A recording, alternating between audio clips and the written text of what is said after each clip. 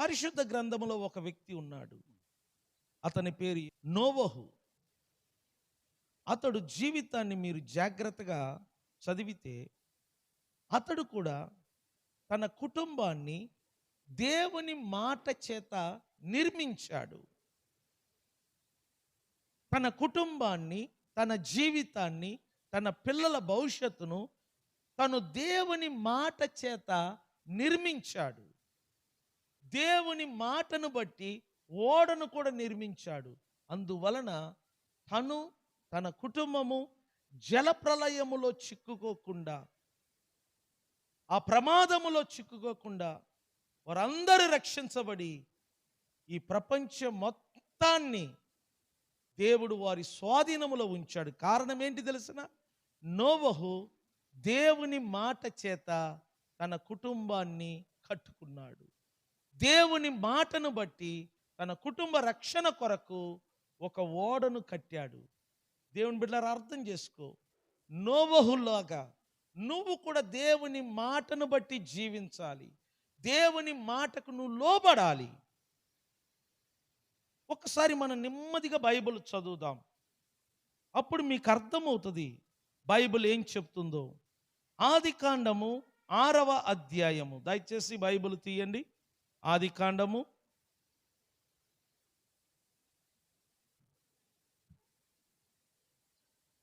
6వ అధ్యాయము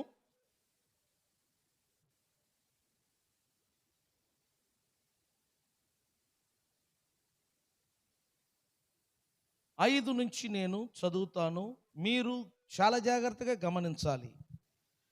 నరుడు చెడుతనము భూమి మీద గొప్పదనియు, వారి హృదయము యొక్క తలంపులలోని ఊహ అంతయు ఎల్లప్పుడూ కేవలము చెడ్డదనియు యెహోవా చూచి, తాను భూమి మీద నరులను చేసినందుకు యెహోవా సంతాపము నొంది తన హృదయములలో నొచ్చుకొనేను.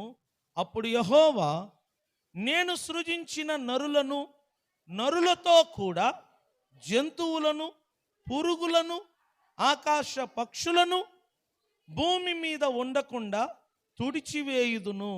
ఎలయనగా నేను వారిని సృజించినందుకు సంతాపము నొంది ఉన్నాన నేను.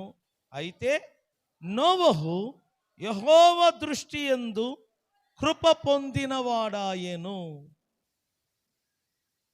చూసారా, ఒక నోవహు మాత్రమే దేవుని దృష్టిలో ఏం పొందాడంట? కృప. మిగిలిన మనుషులందరూ కూడా దేవుని దృష్టిలో చెడిపోయి ఉన్నారు.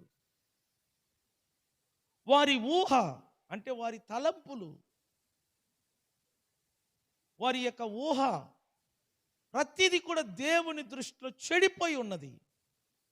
మీరు గమనించండి, పక్షులు తప్పు చేయలేదు, జీవులు తప్పు చేయలేదు, జంతువులు ఏ తప్పు చేయలేదు. దేవుని ఎదుట, దేవుని ఎదుట తప్పు చేసిందంతా నరుడు. కాబట్టి దేవుడు ఏమనుకుంటున్నాడు? నరులను, వీరితో పాటు జీవులను కూడా పూర్తిగా నేను తుడిచివేయాలనుకుంటున్నాడు. కానీ ఆ కాలములో నోవహు ఒక్కడు మాత్రమే దేవుని దృష్టిలో కృప పొందినవాడు. 9వ వాక్యం, నోవహు వంశావళి ఇదే. నోవహు నీతిపరుడును, తన తరములలో నిందారహితుడు. ఎలా ఉన్నాడంట వాడు? 1 నీతిపరుడు, 2 నిందారహితుడు. అండర్లైన్ చేసుకోండి. నోవహు ఎలాంటి వాడంటే 1 నీతిపరుడు, 2వదిగా తన తరములలో నిందారహితుడై ఉండేను. నోవహు దేవునితో కూడా నడిచాడంట. ఎవరితో నడిచాడు? దాని అర్థం ఏంటి? దేవునితో నోవహు ఒక్కడు మాత్రమే సహవాసములో ఉన్నాడు. ఏంటి? ప్రపంచంలో అంతమంది మనుషులుంటే, ఇంతమంది మనుషులలో దేవునితో నడిచిన వాడు ఒక నోవహు మాత్రమే. మిగిలిన వాళ్ళు ఏం చేస్తున్నారు? ఒక సందర్భంలో నేను చెప్పాను కదా, నోవహు దినములలో జనులు తినుచు, త్రాగుచు, ఏంటంట, కొనుచు, అమ్ముచు, నారు వేయుచు, ఇల్లు కట్టుకొనుచు, పెండ్లి చేసుకొనుచు, ఇలా పెండ్లికి ఇచ్చుచు, ఈ విధంగా బిజీలో ఉన్నారు. దేవునితో నడిచేవాడు ఒక నోవహు మాత్రమే. మీరు కూడా అంతే. ఏమి త్రుందుమా, ఏమి త్రాగుదమా, ఏము ధరించుదమా, వీటి మీదనే మనం పరుగులెత్తుతూ ఉంటాం. ఇండ్లు కట్టుకొనుచు, నారు వేయచ్చు, నాటు వేయచ్చు, కోత కోయచ్చు, ఇట్లా మనము ఎప్పుడు చూసినా బిజీగా ఉండి దేవునితో నడవలేక, దేవునితో సహవాసము లేక పోవటం వలన మన జీవితంలో చూడు నీతి అనేది కనబడదు. మన జీవితంలో ప్రజలు ఎప్పుడు కూడా ఏదో ఒక పొరపాటు ఎత్తి చూపుతూ ఉంటారు. ఎందుకంటే మనము దేవునితో నడవటం లేదు. దేవునితో నడవటం అంటే దేవునితో సహవాసము చేయటం. నేను చెప్తున్నాను, ప్రతి ఒక్కరూ యేసుతో సహవాసము చెయ్యండి. సహవాసం అంటే ఏంటి తెలుసునా? యేసుతో నీ జీవితాన్ని పంచుకోవటం, నీ మనసులో ఉన్నది పంచుకోవటం, నీ కుటుంబ సమస్యలను, నీ కుటుంబంలో ఉన్న వేదనలను పంచుకోవటం. నువ్వు యేసుతో సమయం గడిపితే నీకు మేలులు జరుగుతాయి. నువ్వు మనుషులతో సమయం గడిపితే నీకు సమయం వృధా అవుతుంది తప్ప వచ్చింది ఏమీ లేదు. నేను చెప్తాను కాబట్టి సంగమా అర్థం చేసుకో, నోవహులాగా మనము దేవునితో సమయం గడపాలా. నోవహులాగా మనము దేవునితో నడవాలి. అప్పుడు దేవుని ఎదుట మనము నిందారహితులుగా ఉంటాం. అప్పుడు దేవుని ఎదుట మనము నీతిమంతులుగా ఉంటాం. అప్పుడు దేవుని కను దృష్టిలో మనము కృపను పొందుతాం. మీకు తెలుసునా, నువ్వు ఎవరితో ఎక్కువగా సహవాసము చేస్తావో నువ్వు వారిలాగా తయారవుతావు. బైబిల్ అంటుంది. బైబిల్ ఏమంటుందో తెలుసునా? జ్ఞానితో మనము నడిచినట్లయితే మనము జ్ఞానిలాగా తయారవుతామంట. మనం మూర్ఖులతో నడిస్తే మనము ఎలా తయారవుతామంట? మూర్ఖుల్లాగా. సో నువ్వు ఎవరితో నడుస్తున్నావు, నువ్వు ఎవరితో సహవాసం చేస్తున్నావు, నువ్వు ఎవరితో ఉంటున్నావు, దాని మీద నీ జీవితము ఆధారపడి ఉంది.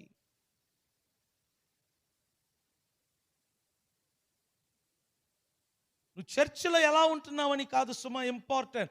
చర్చికి బయట నువ్వు ఎవరితో ఎక్కడ సమయం గడుపుతున్నావు, దానిని బట్టే నీ జీవితం ఉంటుంది. ఒక దైవజనుడిగా చెప్తున్నాను, దేవునితో సమయం గడుపు. ఎందుకంటే బైబిల్ ఏమంటుందో తెలిసిన, దేవుడు అందరికీ అందుబాటులో ఉన్నాడంట. దేవుడు ప్రతి ఒక్కరికి అందుబాటులో ఉన్నాడు. ఇది యెహోవా దొరుకు కాలం అని బైబిల్ అంటుంది. ఇటువంటి కాలంలో మనం దేవుని వెతకాలి. ఇటువంటి కాలంలో మనం దేవుని సన్నిధికి పరిగెత్తాలి. ఇటువంటి కాలంలో మనం దేవునితో నడవాలి, దేవునితో సహవాసం చెయ్యాలి. అది వదిలేసి మన టైమును, మన కాలమును వృధా చేసుకుంటే మనం చాలా నష్టపోతాం. కానీ నోవహు దేవునితో నడిచాడు. అందువలన నిందారహితుడుగాను నీతిమంతుడుగాను దేవుని దృష్టిలో కృపను పొందినవాడుగా మనం చూస్తున్నాం. 10వ వాక్యము. అతని కుటుంబ సభ్యుల పేర్లు ఇక్కడ చూడండి. షేము, హాము, యాపేతు. 3 కుమారులు నోవహు కనెను. భూలోకము దేవుని సన్నిధిలో చెడిపోయి ఉండేను. భూలోకము బలాత్కారముతో నిండి ఉండేను. దేవుడు భూలోకమును చూచినప్పుడు అది చెడిపోయి ఉండేను. భూమి మీద సమస్త శరీరులు తమ మార్గమును, చూసారా, సమస్త శరీరు తాము నడిచే మార్గములను వారు చెరిపి వేసుకున్నారు. వారు నడిచే మార్గములను వారే చెరిపి వేసుకున్నారు. చెరిపి వేసి కొని ఉండిరి. దేవుడు నోవహుతో సమస్త శరీరుల మూలముగా భూమి బలాత్కారముతో నిండి ఉన్నది గనుక నా సన్నిధిని వారి అంతము వచ్చి ఉన్నది. ఇదిగో వారిని భూమితో కూడా నాశనము చేయుదును. చితిసారకపు మ్రానుతో నీ కొరకు ఒక ఓడను చేసి కొనుము. అరలు పెట్టి ఆ ఓడను చేసి లోపటను బయటను దానికి కీలు పూయవలెను. నీవు దాని చేయవలసిన విధమిది. ఆ ఓడ 300 మూర పొడుగును, 50 మూర వెడల్పును, 30 మూరల ఎత్తును గలదై ఉండవలెను. ఆ ఓడకు కిటికీ చేసి పైనుండి మూరేడు క్రిందికి దానిని ముగించవలెను. ఓడ తలుపు దాని ప్రక్కన ఉంచవలెను.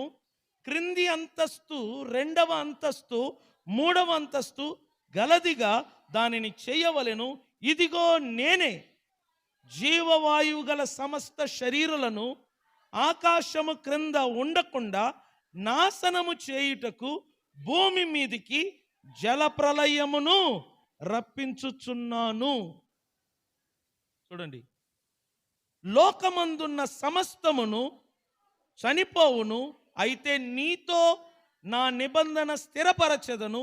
నీవును నీతో కూడా నీ కుమారులను, నీ భార్యయు, నీ కోడట్లను ఆ ఓడలో ప్రవేశింపవలెను. మరియు నీతో కూడా వాటిని బ్రతికించి ఉంచుకొనుటకు సమస్త జీవులలో, అనగా సమస్త శరీరుల యొక్క ప్రతి జాతిలో 2 చొప్పున నీవు ఓడలోనికి తేవలెను. వాటిలో మగదియు ఆడదియు ఉండవలెను. నీవు వాటిని బ్రతికించి ఉంచుకొనుటకై వాటి వాటి జాతుల ప్రకారము పక్షులలోను, వాటి వాటి జాతుల ప్రకారము జంతువులలోను, వాటి వాటి జాతుల ప్రకారము నేలను ప్రాకు వాటన్నిటిలోను ప్రతి జాతిలో 2 చొప్పున నీ యొద్దకు అవి వచ్చును. మరియు తినుటకు నానా విధములైన ఆహార పదార్థముల కూర్చుకొని నీ దగ్గర ఉంచుకొనుము. అవి నీకును వాటికిని ఆహారమవునని చెప్పెను.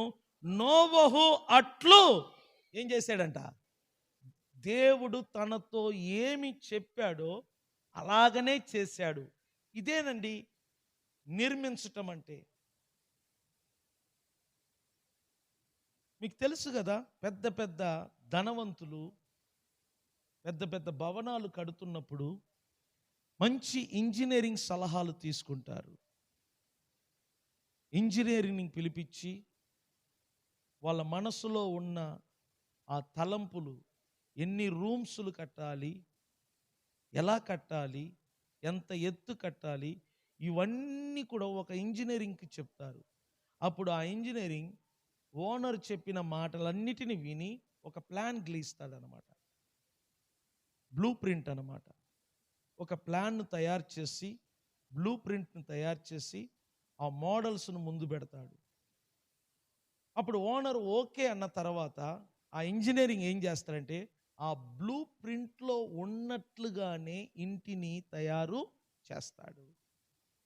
అదేవిధంగా దేవుడు నోవహునకు తాను ఏ పని చేయాలనో దానిని ఒక ప్రింటింగ్ లాగా, ఒక బ్లూ ప్రింట్ లాగా తన మాటల ద్వారా తెలియచేశాడు. చూడు, మీరు జాగ్రత్తగా గమనించండి. ఓడను తయారు చేయమని దేవుడు చెప్పాడు. తనంతట తాను ఊహించి లేకపోతే తయారు చేసిన పని కాదు. దేవుడు చెప్తున్నాడు నోవహుతో, నోవహు, నీ కుటుంబాన్ని నువ్వు రక్షించుకోవటానికి నువ్వు ఒక ఓడను నిర్మించు. ఆ ఓడను ఎలా నిర్మించాలా, ఎన్ని అంతస్తులతో నిర్మించాలా, ఆ ఓడకు తలుపు ఎక్కడ పెట్టాలా, ఆ ఓడకు కిటికీ ఎక్కడ పెట్టాలా, ఆ ఓడను ఏ చెక్కతో ఉపయోగించాలా, దాని వెడల్పు, దాని పొడవు, దాని ఎత్తు ఎంత ఉండాలా, ఎగ్జాక్ట్లీ మూరతో సహా చెప్పాడు దేవుడు. దేవుడు ఎప్పుడైనా క్లియర్గా మాట్లాడతాడు. దేవుడు అన్నిటినీ ఎరిగిన వాడు కాబట్టి ఆయన కరెక్ట్గా ఒక ఇంజనీరింగ్ లాగా గైడెన్స్ ఇస్తున్నాడు నోవహుకు. ఇదిగో ఇంత కొలతలో, ఇంత పొడవు ఉండాలా, వెడల్పు ఉండాలా, హైట్ ఉండాలా, దానికి ఏ కీలు పోస్తే అది ఆగుద్దో దేవుడే చెప్తున్నాడు. ఏ కర్రతో తయారు చేస్తే అది ఆగుద్దో దేవుడే చెప్తున్నాడు. ఎందుకంటే దేవుడు మహాజ్ఞాని, ఆయనకు అన్నీ తెలుసు. దేవునికి తెలియనిది ఈ సృష్టిలో ఏది లేదు. మొట్టమొదటి భారీ నిర్మాణము ఏది తెలిసిన? నోవహు కట్టిన ఓడే. ఈ సృష్టిలోనే ఫస్ట్ గొప్ప నిర్మాణము దేవుని డైరెక్షన్తో నిర్మించబడ్డది అది.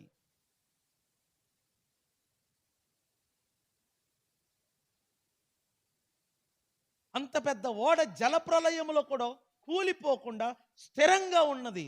దానికి ప్లాన్ ఎవరిచ్చారంటారు? సృష్టికర్త దేవుడు తన మాటల చేత నోవహునకు ప్లానింగ్ ఇచ్చాడు. నేను అడుగుతున్నాను మిమ్మల్ని ఒక ప్రశ్న. దేవుడు ఎప్పుడు నోవహునకు ఈ మాటలన్నీ చెప్తున్నాడు చెప్పండి?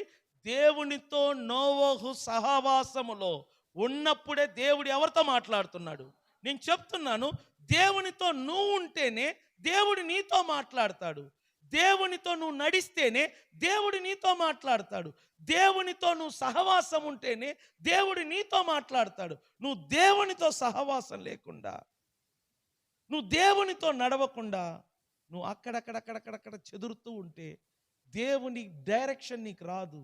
నేను ఇప్పటికీ చెప్తున్నాను, మా ఇంటి విషయంలో కానీ, కుటుంబ విషయం కానీ, పిల్లల విషయం కానీ, డైరెక్షన్ కానీ, ఐడియా కానీ, ఏమి చెయ్యాలా, ఇవన్నీ కూడా దేవుని యొద్ద నుండి నేను పొందిన ఐడియాస్ అండి. నేను చెప్తున్నాను,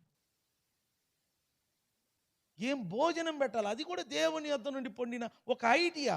మీకు తెలుసా, దేవుడు మనకు ఐడియా ఇస్తాడు, ఆలోచన ఇస్తాడు. సామెతలో ఒక మాట ఉన్నది, మన యొక్క ఆలోచనలంట లోతు నీళ్ళ వంటిది, బావిలో ఉన్న నీళ్ళ వంటిదంట. లోతు బావిలో ఉన్న నీళ్ళ వంటిది మన ఐడియాస్. దానిని మనం ఏం చేయాలో తెలుసిన? చాదవేసి బయటికి తోడుకోవాలా.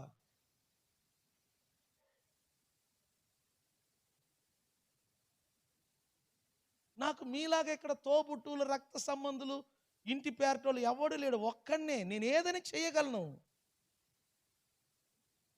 నాకు నా ఇంటి విషయం కోసం పక్కన వాళ్ళని సంప్రదించాల్సిన పని లేదు. అది డిసిషన్ కానీ ఏదైనా సరే నేనే తీసుకోగలను. ఎందుకంటే నాకు డైరెక్షన్ దేవుడిస్తున్నాడు.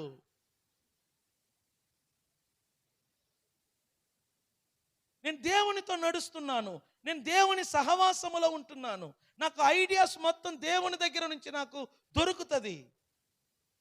దానిని బట్టి నేను ఏ పనైనా చేయగలుగుతున్నాను.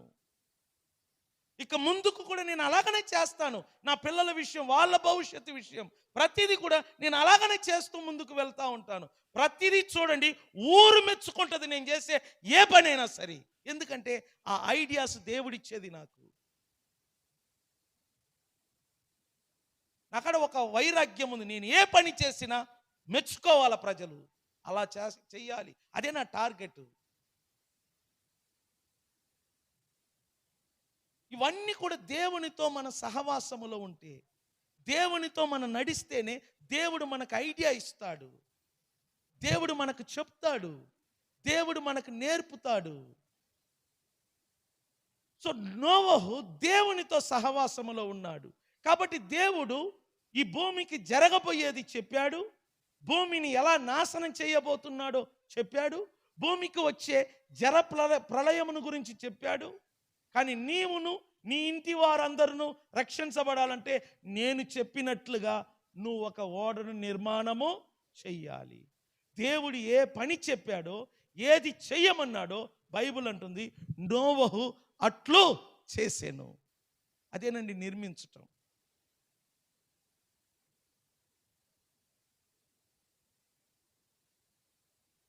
దేవుడు ఏది చెప్పాడో, దేవుడు ఏదేది ఆజ్ఞ ఇచ్చాడో వాటన్నిటిని చేశాడు నోవహు. దేవుని పని చేయాలంటే చిన్న విషయం కాదండి. ఎందుకంటే దేవుని పని చేయాలంటే భార్య సహకరించాలా. ఎందుకంటే నోవహు ఒంటరి వాడు కాదు, నోవహు పెళ్లి కాని వాడు కాదు. నోవహుకు ఒక భార్య ఉంది, ఆయనకు 3 కొడుకులు ఉన్నారు, 3 కోడళ్ళు ఉన్నారు. ఇప్పుడు ఈయన ఒక పని చేయాలంటే ఈయన ఒక్కడే సరిపోడు. ఇప్పుడు ఆయన భార్య వినాలా, ఆయన భార్య చెప్పాలా, ఆయన భార్య దగ్గర పర్మిషన్ తీసుకోవాలి. నేను చెప్తున్నాను, దేవుడు ఎప్పుడైనా పురుషుడికి డైరెక్షన్ ఇస్తాడు. పురుషుడు భార్యకు చెప్పి ఒప్పించాలా, అది భర్త యొక్క డ్యూటీ. నేను చెప్తున్నాను,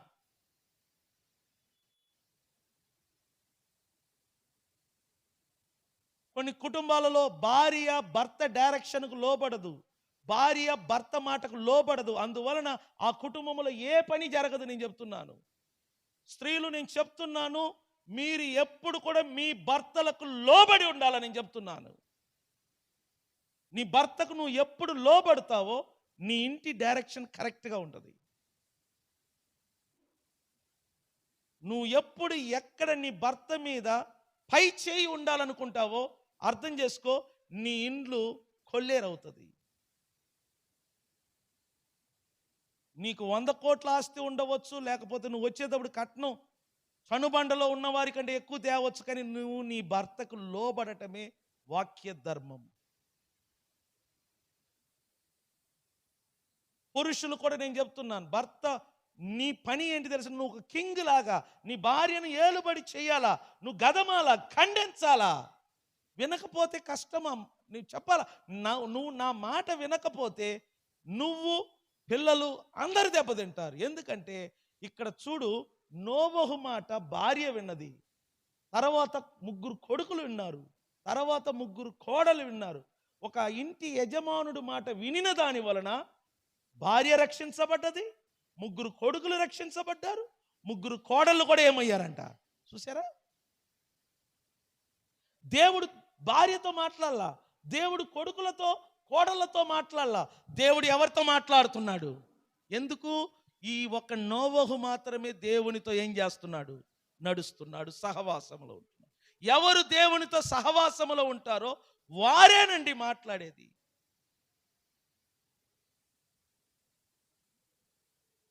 దేవునితో ఎవరు సహవాసములో ఉంటారో దేవుడు వారితో ఎక్కువ సమయం మాట్లాడతాడు. సో నోవహుతో దేవుడు మాట్లాడాడు, నోవహుకు బాధ్యత అప్పగించాడు, పనులు అప్పగించాడు. వాటన్నిటినీ నోవహు పొల్లుపోకుండా చేశాడంట. దానిని ఏమంటారంటే తన జీవితాన్ని నిర్మించుకున్నాడు దేవుని మాట ప్రకారము.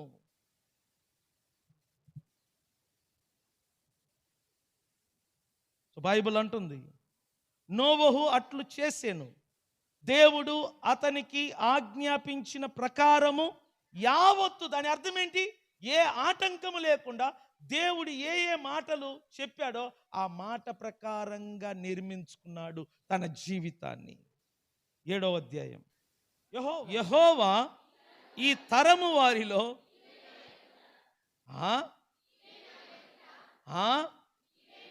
కొంచెం గట్టిగా చదవండి. ఏంటది? ఆహా, ఎంత ఎంత హాయిగా. ఒకసారి ఇంకొకసారి చదువు. నీవే నా ఎదుట నీతిమంతుడవై ఉండుట చూచితిని గనుక నీవును నీ ఇంటి వారును ఓడలో ప్రవేశించుడి. నీవును నీ ఇంటి వారును ఓడలో ప్రవేశించుడి అని దేవుడు చెప్తున్నాడు. దేవుడికి ఏం చెప్తాడు? అది సులువా? నీవును నీ ఇంటి వారును ఓడలో ప్రవేశించుడి అని దేవుడు చెప్పాడు. నేను నమ్ముతున్నాను దేవుని మాటను. దేవుడు ఖచ్చితంగా భూమిని నాశనం చేయబోతున్నాడు, జలప్రలయమును రప్పించబోతున్నాడు. ఇక్కడ నేను నోవహు అనుకోండి, దేవుడు నాతో చెప్తున్నాడు, ఇదిగో నేను సృష్టి మొత్తాన్ని నాశనం చేయబోతున్నాను, జలప్రలయమును నేను రప్పించబోతున్నాను, ప్రతి ఒక్కరిని నేను తుడిచివేయబోతున్నాను. కాబట్టి నీ కొరకు నీ కుటుంబం కొరకు ఒక ఓడను సిద్ధపరచు. అది చిన్న ఓడ కాదు సుమా, చాలా పెద్దది.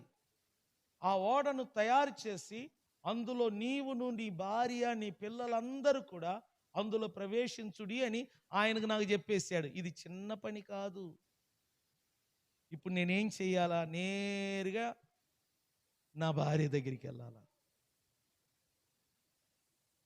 ఎందుకంటే దేవుడు పెద్ద బాధ్యతనిచ్చాడు. ఇప్పుడు ఆమెకు నేను లేనిపోయిన ఐస్ పెట్టాలా? ఎలా? నువ్వు బాగున్నావు, నువ్వు చక్కగా కనబడుతున్నావు, ఈ మధ్య చాలా బాగుంటున్నావు నువ్వు అని నేను చెప్తున్నా. అప్పుడు ఆమె ఏమవుతా ఉంటుందంటే కూల్ అవుతూ ఉంటుంది. ఇప్పుడు మొదలు పెడతారు. మరే రాత్రి నేను ప్రార్థన చేసేటప్పుడు దేవుడు నాకు సడన్గా ఒక మాట చెప్పాడు. ఏంటి ఏంటి ఏంటి? దేవుడు ఏదైనా 2 బ్లాక్స్ బిల్డింగ్ ఇస్తానన్నాడా? అది కాదు. పోనీ ఏదైనా కారు కొనిస్తానన్నాడా? అది కాదు. పోనీ ఈ సంవత్సరం దశమ భాగం అందరిని తీసుకొస్తారని దేవుడు చెప్పాడా? అది కూడా కాదు. మనం ఒక ఓడ కట్టాలంట. హా? ఏం కట్టాలా? ఇండ్లే కట్టుకోలేదు, నువ్వేం దేవుడు ఏం కట్టమన్నాడు? ఓడ. ఎందుకయ్యా ఓడ? ఏం చేసుకోవడానికి? ఎందుకంటే ఆ రోజుల్లో వర్షం అంటే ఏంటో తెలియదు, వరద అంటే ఏంటో తెలియదు, జలప్రలయం అంటే ఏంటో తెలియదు ప్రజలకు. అందువలన ఓడ అనేది అన్నెసెసరీ ఆ రోజుల్లో. నేను అంటున్నాను ఓడ కట్టాలి. ఆమె అడుగుతుంది ఎందుకు? అప్పుడు నేను అంటున్నాను దేవుడంట ఈ సృష్టిలోని నేనొక్కడనే ఆయన దృష్టికి ఎలా కనబడుతున్నాను? ఇవి మాట్లాడండి, ఎలా కనబడుతున్నాను? అప్పుడు భార్య అంటుంది, ఏందయ్యా నువ్వు నీతిమంతుడా అంటది భార్య. నువ్వు ఒక్కడవే నీతిమంతుడు అంటే మా నాన్న నీతిమంతుడు కాదా? ఈమె ఈమె ఇప్పుడు ఇప్పుడు ఎవరు టాపిక్ తీసుకొస్తుంది? వాళ్ళ అమ్మ నాన్న. అంటే మా నాన్న నీతిమంతుడు కాదు, మా అమ్మ నీతిమంతుడు కాదు, నీకు ఇచ్చి పెళ్లి చేసిన నీతిమంతుడు, నువ్వు ఒక్కడే నీతిమంతుడా? మళ్ళీ నేను ఆమెకు వాకువాదాలు ఉంటాయండి పబ్లిక్గా. ఒక జనరల్గా మాట్లాడండి. నాకు భార్యకి ఈ గొడవలు ఎక్కువ అవుతుంది. లేదమ్మా నేను కాదు, దేవుడు అన్నాడు ఈ తరము వారిలో నేను ఒక్కడనే ఎవరంట నీతి. అక్కడే గొడవలు మొదలవుతాయి మా ఇద్దరికి. సరే ఒప్పించాను. మళ్ళీ నేను అంటున్నాను నేనొక్కడనే నీతిమంతుడు, నేనొక్కడనే ఆయన దృష్టిలో నిందారహితుడుగా ఉన్నానంట. అప్పుడు భార్య ఏమంటుందంటే అంటే నేను కాదా? అంటే నువ్వు ఒక్కడే మంచోడు నేను కాదా? ఇది ఒక వాదన. ఈ వాదనలన్నీ జయించుకుంటూ ఇప్పుడు అసలు మ్యాటర్ బయట పెడుతున్నాను. దేవుడు భూమిలో ఉన్న వాళ్ళందరినీ ఏం చేయబోతున్నాడు? తుడిచివేస్తాడంట. కానీ మనము, మన పిల్లలు, మన కోడళ్ళు మాత్రము బ్రతకాలంటే ఒక ఓడను నిర్మాణం చెయ్యమన్నాడు. ఆ ఓడను ఆయన చెప్పినట్లుగా నిర్మించమన్నాడు. ఆ ఓడ పని పూర్తయిన తర్వాత మనము, మన కుటుంబం మాత్రము ఓడలోకి వెళ్ళాలి. అంటే మా అమ్మ వద్దా, మా నాన్న వద్దా? చెరువుల మీ అమ్మ నాన్న. దేవుడు నాకు చెప్పాడమ్మా, నువ్వు, నీ భార్య, నీ కొడుకులు, నీ కోడళ్ళు తప్ప ఎవరు కూడా లోపలికి వచ్చే అనుమతి లేదు. మా అమ్మ నాన్న రాని ప్రయాణం, మా అమ్మ నాన్న లేని నేను ఓడ కట్టడానికి ఎలా సపోర్ట్ చేస్తాను? నిజంగానే నేను చెప్తున్నానండి. ఆమె ఎవరో నాకు తెలియదు, నోవహు గారి భార్య. ఆమెకు నేను 2 చేతులు పెట్టి దండం పెడతాను. ఎందుకంటే భర్త మాటకు లోబడ్డది. చిన్న విషయం కాదండి భార్యను ఒప్పించటం అంటే. ప్రతి భర్తలకున్న సమస్యే భార్యను ఒప్పించటం. ఎందుకంటే దేవుడు ఎందుకో ఎక్కువగా ఎవరితో మాట్లాడుతూనే ఉంటాడు? పురుషులతోనే. మీరు చూడండి బైబిల్లో. మరి నోవహు తన భార్యను ఒప్పించాడు, ఇప్పుడు 3 కొడుకులను ఒప్పించాడు. తర్వాత ఎవరిని ఒప్పించాడు? 3 కోడలు. భార్య, 3 కొడుకులు, 3 కోడలు, వీళ్ళందరూ కలిసి నోవహు చెప్పిన మాట ప్రకారంగా లోబడ్డారు. దాని అర్థం ఏంటి తెలిసిన? దేవుడు నోవహుకు చెప్పిన మాటను నోవహు దాచకుండా వారికి పంచిపెట్టాడు. దేవుని మాటను ఎలా నోవహు నమ్మాడో తన కొడుకులను, తన కోడలను నోవహు చెప్పిన మాటను ఏం చేశారంట? నమ్మారు. కలిసి కట్టుగా. చూడండి, కుటుంబం ఎప్పుడన్నా కలిసి ఉండాలండి. నేను ఒక్కొక్కసారి అనుకుంటా ఉంటాను నాకు అన్నదమ్ములు లేరని. నేను చెప్తున్నాను, కలిసి ఉంటే కలదు సుఖము. మనం కలిసి ఉంటే ఎంతటి శత్రువునైనా గెలవగలం. మీకు తెలిసిన, నాకు నా ఇంటికి ఏదైనా సమస్య వస్తే నేను చేసే మొదటి పని ఏంటి తెలిసిన? చర్చిలో ఉన్న వాళ్ళందరికీ చెప్తాను. అది పెళ్ళైనా సరే, నేను ఎప్పుడు దొంగతనంగా రహస్యంగా చేసుకోను. నా ఇంటికి సంబంధం వచ్చిన చర్చిలో ఉన్న వాళ్ళకి చెప్తాను. నా ఇంటికి పెత్తనం వచ్చినా సరే, ఏదైనా సరే చెప్తాను. ఎందుకంటే నేను నీతిమంతుని, బహిరంగంగా ఉండాలనుకుంటాను. దొంగలు ఎప్పుడు దాపరికంగా ఉంటారు, వాళ్ళకి ఏ మంచి జరగదు. నేను చెప్తున్నాను. మీరు కావాలంటే అంకుల్ని అడగండి, రెడ్డి అంకుల్. నేను మొత్తం చెప్తాను అంకుల్కి. అంకుల్కే కాదు, ప్రతి ఒక్కరికి నేను చెప్తాను. నాకు దగ్గర ఉన్న వాళ్ళందరికీ నా ఇంటి విషయం చెప్తాను. మీరు అంటారు నీ ఇంటి విషయం చెప్తే పరువు పోతుంది కదా. నా వాళ్ళు ఎప్పుడు నా పరువును తీయరు, అదే నా నమ్మకం. ఎందుకంటే మనం ఒకరితో పంచుకోవటమేనండి కుటుంబము. మనం ఎట్ట తెలిసిన? ఎవరికి తెలియకూడదు, సీక్రెట్గా. అది దొంగతనం చేయటానికి, ఎవరికి వ్యభిచారం చేయటానికి సీక్రెట్గా చేయాలండి. మంచి పని 10 మందితో పంచుకోవాలా, అప్పుడు వాళ్ళు మన కోసం ప్రార్థన చేస్తారు. నీ చుట్టాలను పక్కన పెట్టి నేను చెప్తున్నాను, ముందు నీ చర్చితో, నీ దైవజనుడితో, నీ చర్చి విశ్వాసులతో నువ్వు పంచుకోవటం నేర్చుకో. నీ కోసం ప్రార్థన చేస్తారు. అంకుల్ కాడ నాకు నచ్చింది అదే, ఫోన్ చేసి నాకు చెప్తారు, బాబు ఇది సంగతి, ఫలానా రోజు ఎంగేజ్మెంట్ డేట్తో సహా నాకు చెప్పారు. మళ్ళీ చెప్పేటప్పుడు ఏమన్నారు తెలుసిన, మా బంధువులలో ఎవరికి కూడా నేను చెప్పలేదన్నారు. చూసారా ఎందుకు అలా చెప్తున్నారు? ప్రార్థన చేస్తారు. మనకు ప్రార్థన చేయటానికని ఒక కుటుంబము, ఒక చర్చి ఉండాలా. నేను అందుకే చెప్తున్నాను, పెళ్లి విషయం కానీ, కుటుంబ విషయం కానీ, తగాదా విషయం కానీ, కుటుంబంలో అల్లరి విషయం కానీ, ఏదైనా సరే నీకు ఒక చర్చి ఉంది, నువ్వు పంచుకొని చూడు. నీ కోసం ప్రార్థన చేసేది చర్చి. ఎందుకంటే నేను నమ్మి చర్చిలో ఎన్నో విషయాలు చెప్పాను, నాకు మేలు జరిగిందని నేను గర్వంగా చెప్తున్నాను. కాబట్టి నాకు ఎక్కడ కూడా అపజయము రాలేదు, ఒడుదుడుకులు రాలేదు. నేను ఎందుకు భయపడాల? నా బిడ్డలకు నా చర్చితో నేను చెప్పుకోవటానికి. సో బైబిల్ ఏమంటుంది? ప్రేమ భయమును ఏం చేయునంట? పారదోలును. నీకు ప్రేమ లేదు కాబట్టి ఇది చెప్తే ఏం చేస్తారో. నేను ఎంతమందికి చెప్తానో తెలుసునా? నేను ఎవరికి దాయను. నీకు కుటుంబ సపోర్టు ఎలా అవసరమో చర్చి సపోర్టు కూడా అవసరం. ఎందుకంటే నీ కోసం ప్రార్థన చేస్తారు, నీ కోసం కన్నీరు కారుస్తారు. నీ రక్త సంబంధులు, నీ ఇంటి పేరటు ఉన్నవాళ్ళు నీ గుట్టును బయట పెడతారు, కానీ నీ చర్చి వాళ్ళు బయట పెట్టరు. నేను చెప్తున్నాను, నీకు తెలియకుండా నీ ఇంటి వాళ్ళు, నీ ఇంటి ప్రక్కన వాళ్ళు నీ బిడ్డలకు రాంగ్ రూట్ నేర్పిస్తారు, కానీ నీ చర్చి వాళ్ళు రాంగ్ రూట్ నేర్పరు, ఖండిస్తారు ఇది రాంగ్ అని. చర్చి ఒక్కటేనండి మనకు సపోర్ట్ చేస్తుంది. మా బంధువులు అదే అంటారు, నీకు చర్చి బలం ఉంది, నీకు సంఘ బలం ఉంది, అందువల్లే నువ్వు ఈ పని చేయగలవు. ఎందుకు ఆ బలము నా పక్కన ఉంది తెలిసిన? నేను చెప్పుకుంటున్నాను. నా మాట అర్థమైందా? నేను పంచుకుంటున్నాను. నేను చెప్పటం వల్ల వాళ్ళు నా పక్కన వస్తున్నారు, లేకపోతే ఎందుకు వస్తారండి? నోవహు దాచిపెట్టి ఉంటే తన భార్య సపోర్ట్ చేసేది కాదు, తన కొడుకులు చేసేవాళ్ళు కాదు, తన కోడళ్ళు చేసేవాళ్ళు కాదు. నోవహు దాయకుండా చెప్పుకున్నాడు. అందువలన వీళ్ళు నోవహు మీద నమ్మకం ఉంచి నోవహుతో కలిసి ఓడ పనిని ప్రారంభించారు. సంగమా, ఎన్ని సంవత్సరం ఓడ కట్టారో నాకు తెలియదు, ఎన్ని సంవత్సరాలుగా వారు కష్టపడ్డారో నాకు తెలియదు. కానీ కొంతమంది ప్రసంగికులు చెప్పేటప్పుడు నేను విన్నాను, కొంతమంది అంటారు 120 సంవత్సరం ఓడ కట్టాడు. ఏమో అది నిజమో అబద్ధమో నాకు తెలియదు. కొంతమంది అంటారు తాను ఓడ కట్టేటప్పుడు మిగిలిన వారు నోవహు కట్టే పనిని చూసి ఎగతాళి చేసేవారంట. ఎందుకంటే ఆ రోజుల్లో వర్షం అంటే తెలియదు, జలప్రలయం అంటే తెలియదు.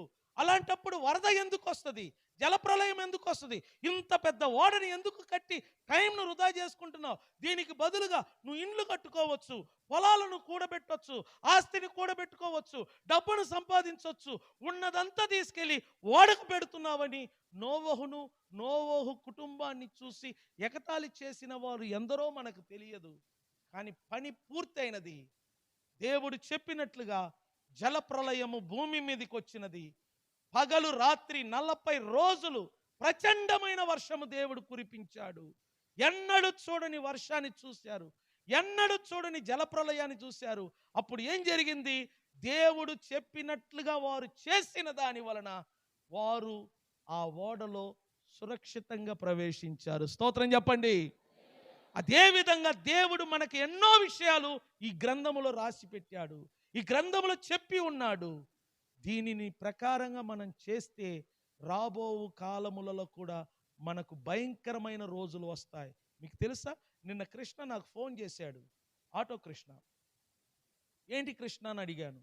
అన్నయ్య, మా అన్నయ్య అంటే వాళ్ళ అన్నయ్య పేరు నాగేశ్వరరావు, మీ అందరికీ తెలుసు. వాళ్ళ బావగారు తిరువూరు డిపోలో కండక్టర్ పని చేస్తుంటే వస్తున్నప్పుడు యాక్సిడెంట్ అయ్యి చనిపోయాడంట. ఆ వార్త వాళ్ళ తమ్ముడికి వినబడ్డది. వెంటనే అన్నయ్య బాడీని చూడటానికి బండిలో వస్తుంటే వెనకాల ఒక కారు వేగంగా వచ్చి ఇతన్ని కూడా కొట్టాడట. ఒకే ఇంట్లో ఇద్దరు చనిపోయారు. ఈ మాట నాకు ఎంతో బాధను కలిగించింది. రోజులు మంచివి కాదు, నేను చెప్తున్నాను. దినములు చెడ్డవి అండి. ఎప్పుడు ఏం జరుగుతుందో ఎవరికి అర్థం కావట్లా. ఎప్పుడు ఎవరు బయటికి పోయి ఇంటికి వస్తారో సురక్షితంగా ఎవరికి అర్థం కావట్లా. పేపర్ చూస్తుంటే, టీవీలు చూస్తుంటే దుర్వార్తలు ఎక్కువ వినబడుతున్నాయి. ఎక్కడ చూసిన యాక్సిడెంట్లు, ఎక్కడ చూసిన ఘోరాలు, ఎక్కడ చూసిన మోసాలు, ఎక్కడ చూసిన మరీ ముఖ్యంగా పిల్లలు తల్లిదండ్రులను అవమానపరచటం ఎక్కువ అవుతుంది. మీకు తెలిసిన తల్లిదండ్రులకు ఎవరు శత్రువులు అవుతున్నారు తెలిసిన? కన్నబిడ్డలే ఎక్కువ శత్రువులు అవుతున్నారు. ఇటువంటి దౌర్భాగ్య దినములలో మనం జీవిస్తున్నామండి. ఇలాంటి దినాలలో మనం సురక్షితంగా నోవహు కుటుంబంలాగా ఉండాలంటే దేవుడు చెప్పిన మాట ప్రకారంగా మనం బ్రతకాల. దేవుడు చెప్పినట్లుగా మనం జీవించాల. ఆయన వాక్యము చేత మన కుటుంబాలను, మనలను మనము నిర్మాణము చేసుకోవాలా. ఎందుకంటే దినములు చెడ్డవి. నోవహు దేవుని మాటకు లోబడ్డాడు. తన భార్య కూడా తన భర్త చెప్పినట్లుగా దేవుని మాటకు లోబడ్డాడు. స్త్రీలు, నేను చెప్తున్నాను, దయచేసి నీ భర్త దేవునితో నడవటానికి, దేవునితో సహవాసం చేయటానికి ప్రోత్సహించండి మీ భర్తలను. మీ భర్త దేవుడితో నడిచే ఒక వ్యక్తి అయితే ఖచ్చితంగా దేవుడు నీ భర్తతో మాట్లాడతాడు. అప్పుడు చూడు, నువ్వు కూడా దేవుని మాటకు లోబడుతావు. ఒకవేళ నీ భర్త దేవునితో మాట్లాడకుండా, దేవునితో నడవకుండా ఉంటే నీ భర్తకు దేవుని గురించి బోధించు. స్త్రీలకు నేను చెప్తున్నాను, నీ భర్తలకు నువ్వే వాక్యం బోధించు. వింటారు, నేను చెప్తున్నాను. ఇది చివరి రోజులు. పురుషులు గ్యారంటీగా వింటారు. పురుషులు గ్యారంటీగా చర్చిలకు వస్తారు. అదేవిధంగా నీ కుమారులకు, నీ కోడళ్లకు కూడా నువ్వు బోధించు. వాళ్ళు వింటారు. దేవుని వాక్యము చేత వారి కుటుంబాలను, దేవుని వాక్యము చేత వారి ఇళ్లను, దేవుని వాక్యము చేత వారి భవిష్యత్తును నిర్మించుకునేటట్లుగా మీరే సలహాలు ఇవ్వండి. అంత గొప్ప ఓడను కట్టాడు. ఆ ఓడ కట్టబడటం వలన తను, తన కుటుంబము సురక్షితంగా రక్షించబడ్డాడు, జల ప్రళయంలో చిక్కుకోకుండా. బైబిల్ ఏమంటుందో తెలుసునా? మీరు చూడండి, నేను చూపిస్తాను ఒక వాక్యములో. దయచేసి చూడండి, 7వ అధ్యాయము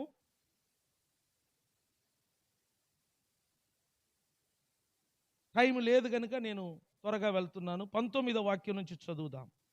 ఆ ప్రచండ జలములు భూమి మీద అత్యధికముగా ప్రబలినందున ఆకాశమంతటి క్రిందనున్న గొప్ప పర్వతములన్నీ మునిగిపోయెను.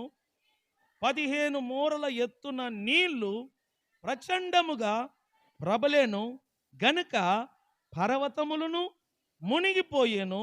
అప్పుడు పక్షులేమి, పశువులేమి, మృగములేమి, భూమి మీద ప్రాకు పురుగులేమి, భూమి మీద సంచరించు సమస్త శరీరులేమి, సమస్త నరులేమి ఏమయ్యారంట? అందరు గట్టిగా చెప్పండి. వీళ్ళందరూ ఏమయ్యారు? ఎందుకు? వీళ్ళు దేవుని మాట చేత తన కుటుంబమును, తన ఇల్లును, తన పిల్లల యొక్క భవిష్యత్తును కట్టుకోలేదు. అర్థమవుతుందా? దేవుని మాట చేత ఎవరు తన ఇంటిని, తన కుటుంబాన్ని కట్టుకోరో వాళ్ళందరూ ఇలా చనిపోతారండి. ఎందుకు ఇలా జరుగుతున్నాయి? యేసు ప్రభు ఒక్క మాటలో కంప్లీట్ చేశాడు. అక్రమము విస్తరించటం వలన అనేకుల ప్రేమ ఏమవుతుంది? నిజంగానే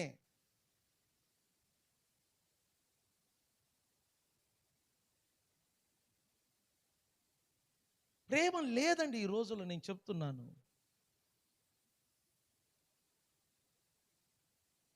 దీనికి మెయిన్ కారణం ఏంటంటే దేవునికి ప్రజలు దూరం అవుతున్నారు, దేవునితో నడవటం లేదు. అందువలన దేవుని ప్రేమ ప్రజల్లో కనబడట్లా. ఈ ప్రేమ ఒకరి నుంచి ఒకరిని దూరం చేస్తుంది. ప్రేమ ఒకరి నుంచి ఒకరిని దూరం చేస్తుంది. చూడు, ఈ ప్రేమ ఉంటే, నేను చెప్తున్నాను, ప్రేమ అనేది ఉంటే కరోనా ఏమీ చేయలేదు. ప్రజల్లో ఈ ప్రేమ లేకపోవటం వలన కరోనాకు దడుస్తున్నారు.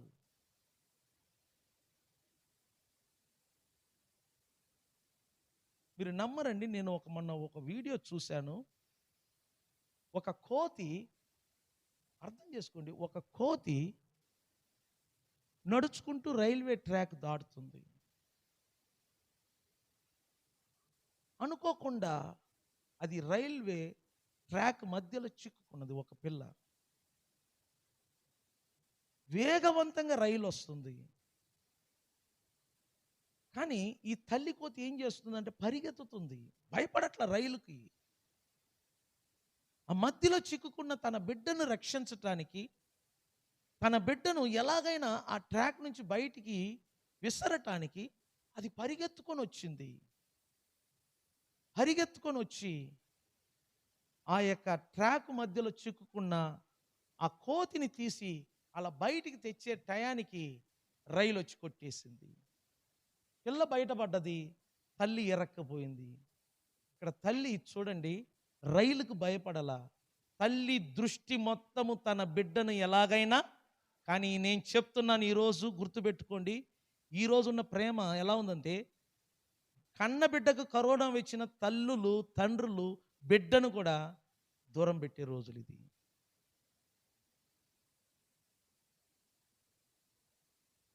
ఎందుకంటే నీకెట్టో వచ్చింది, నేనైనా బ్రతుకుతాను. ఏం ప్రేమ అది?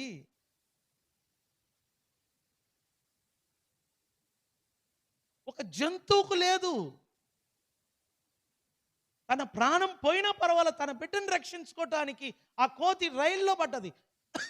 ఆ వీడియోను వైరల్ చేశారు యూట్యూబ్లో.